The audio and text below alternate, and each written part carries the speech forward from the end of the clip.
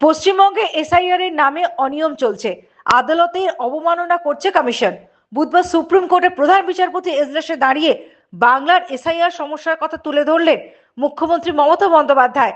সেই সমস্যা শোনার পরে প্রধান বিচারপতি বলেন, আমরা এই ম্যাটারের সলিউশন করব। এরপরেই নির্বাচন কমিশনকে নোটিশ জারি করে তাদের পরবর্তী পদক্ষেপ জানানোর কথা বলেছে শীর্ষ আদালত। একই সঙ্গে শুনানির নোটিশ জারির ক্ষেত্রে কমিশনের আধিকারিকদের আরো সংবেদনশীল হওয়ার পরামর্শ সর্বোচ্চ আদালতে। পশ্চিমবঙ্গে এসআইআর নিয়ে সুপ্রিম কোর্টে বিচারাধীন একাধিক মামলা। মুখ্যমন্ত্রী নিজেও একটি মামলা দায়ের করেছিলেন।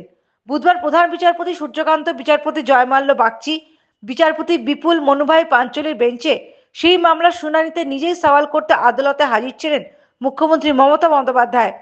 সব পক্ষের আইনজীবী ও মমতা বন্দ্যোপাধ্যায়ের সওয়াল শোনার পরে একাধিক নির্দেশ দিয়েছে প্রধান বিচারপতির বেঞ্চ। মুখ্যমন্ত্রীর সওয়ালের জবাবে প্রধান বিচারপতি সূর্যকান্ত বলেন, কোনো নির্দোষ নাগরিককে ক্ষতিগ্রস্ত হতে দেওয়া হবে না। ম্যাডাম মমতা, আমরা আপনাকে ধন্যবাদ জানাতে চাই। আপনার পিটিশনের মাধ্যমে আসল সমস্যা জানতে পেরেছি। বাংলা ভাষায় লেখার জন্য কাউকে বাদ দেওয়া যাবে না, কাউকে তাদের দায়িত্ব পালন না করে পালাতে দেওয়া যাবে না। মাইক্রো অবজারভার নিয়ে মমতার আপত্তি ও কমিশনের যুক্তি শোনার পরে শীর্ষ আদালত জানিয়েছে, তথ্যগত অসঙ্গতির কারণে অনেক ভোটারকে শুনানির নোটিশ ধরানো হয়েছে। বাংলায় পদবীর উচ্চারণ আলাদা সংক্রান্ত সমস্যা এড়াতে বাংলা ভাষা বোঝেন এমন অফিসারদের তালিকা দিতে হবে রাজ্যকে। আদালতকে সেই তালিকা দিতে নির্দেশ।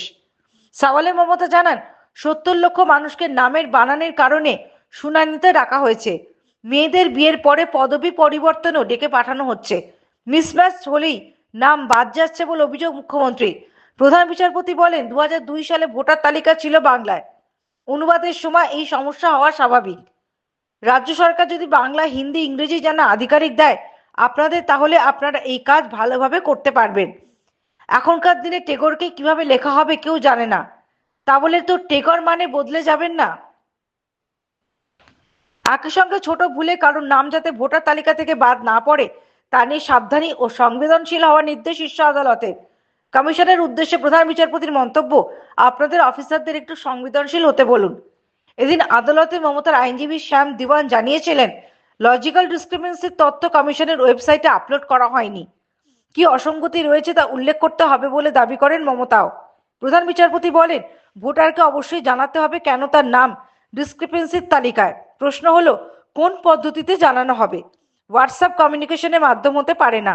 মমতা বন্দ্যোপাধ্যায় আর্জিকে গুরুত্ব দিয়ে পর্যবেক্ষণে প্রধান বিচারপতি বলেন, প্রয়োজন হলে বাংলার এসআইআর সময়সীমা বাড়ানো হতে পারে। এভাবে এসআইআর পরিচালনা করা যায় না। সব পক্ষকে নোটিশ ইস্যু করে সর্বোচ্চ আদালত। মামলার পরবর্তী শুনানি হবে আগামী 9 February. Bureau report, the United India news.